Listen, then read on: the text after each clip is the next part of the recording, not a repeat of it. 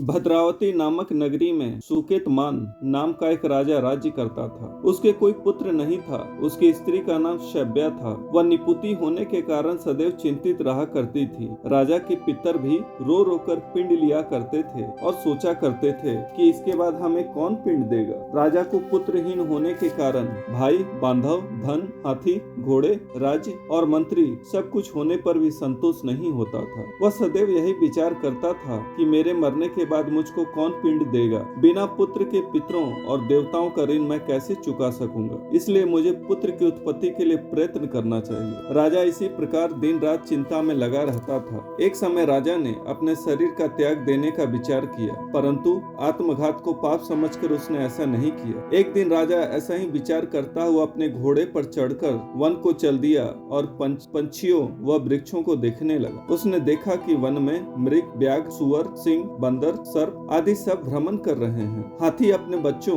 और हथिनियों के साथ घूम रहा था। वन के दृश्यों को देखकर राजा सोच विचार में लग गया। इसी प्रकार दोपहर बीत गई। वह सोचने लगा कि मैंने कई यज्ञ किए, ब्राह्मणों को स्वादिष्ट भोजन से तृप्त किया, फिर भी मुझको ये दुख क्यों प्राप्त हुआ। राजा प्यास के मारे अत्यंत दुखी हो गया और पानी की तलाश में इधर उधर फिरने लगा। थोड़ी दूर जाने पर राजा ने एक सरोवर देखा। उस सरोवर में कमल खिल रहे थे तथा सारस, हंस आदि विहार कर रहे थे। उस सरोवर के चारों तरफ मुनियों के आश्रम बने हुए थे। उस समय राजा के दाहिने अंग फड़कने लगे। राजा शुभ शकुन समझकर घोड़े से उतरा और मुनियों को दंडवत प्रणाम करके उनके सामने बैठ गया। राजा को देखकर मुनियों ने कहा, हे राजन, हम तुमसे अत्यंत प्रसन्न हैं, अपनी इच्छा कहो। राजा ने उनसे पूछा, महाराज आप कौन हैं और किस लिए यहाँ आए हैं, सो कहिए। मुनि बोले, हे राजन, आज संतान देने वाली पुत्रदा एकादशी है। हम लोग विश्वदेव हैं और इस सरोवर पर स्नान करने आए हैं। इस पर राजा कहने लगा कि महाराज, मेरे भी कोई संतान नहीं है।